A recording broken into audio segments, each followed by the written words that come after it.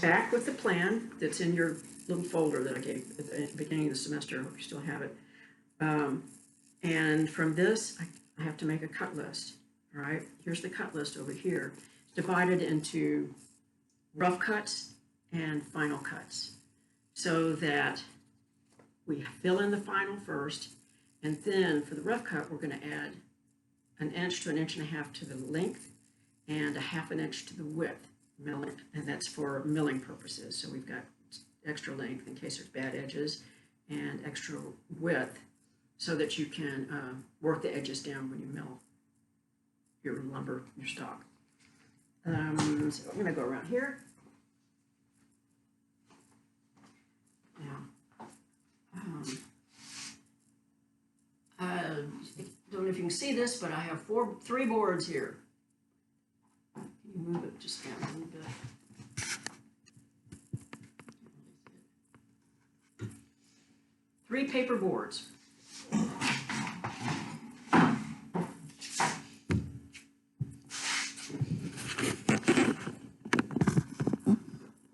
Perfect. And this would represent our hardwood. I don't have any hardwood. I can't get to the shop to get any hardwood, so this is going to have to work. All I have is framing stuff. Let's see. So this one right here is 4/4 by 6.5 wide. Then I have a board at 4/4 by 5.5 inch wide. And then I have an 8/4 by 5 inch wide. The 8/4 for our legs. Okay.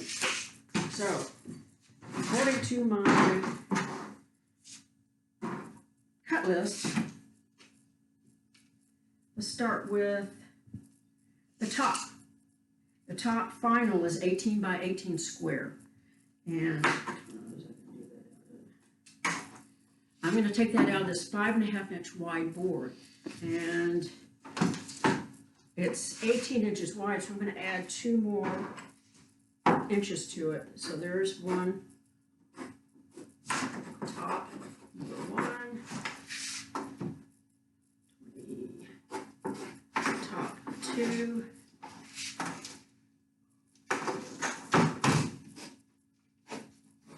this is top 3. Got my tops laid out. Okay. The next is the rails. The rough rails are 4.5 by 16. The final is 4 by a little less than 14. So 4.5 will be plenty wide. And 16 is to give us a little extra length. So, and I need 4 of these. So 16, 42, 48,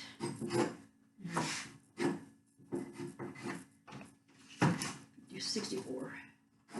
I'm going to leave this one long. It would be right here, right at the end. There's about 6 inches left, but I need a little extra for a test piece for when we make our tendons. And so I'm just going to leave this one long. So 1, 2, 3, 4 rails. Rail 1, rail 2, rail 3, rail 4. I forgot to talk about when you first look at your boards, your most visual component is the one you want to lay out first. So in our case, it's the top. We want the prettiest piece of wood for the top. So this would be my top, I decided, because it's a nice long piece, and I can get 3 pieces out of here, and the color variation won't be so much, then I can put them together to form a panel. Not so important on the rails. Rails are secondary. So I can kind of take rails from whatever next piece I have.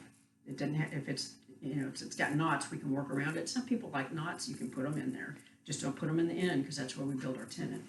And knots are unpredictable, and they break, and they're flimsy, and they fly when you go through a table saw, and they're just not much fun.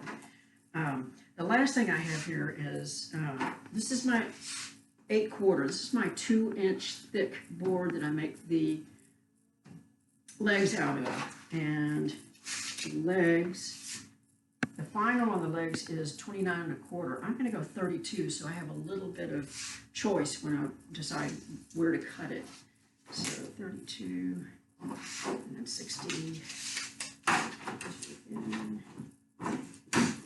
I leave that one too. So I would actually draw these lines in where they go. We're making a rough leg of 2 inches. And we're going to cut them on the bandsaw, 2 inches.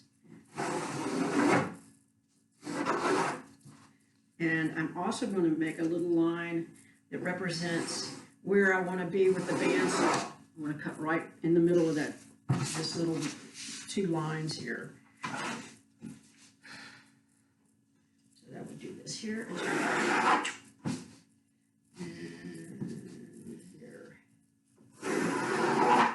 And then this one, so that's leg 1, 2, 3, and 4.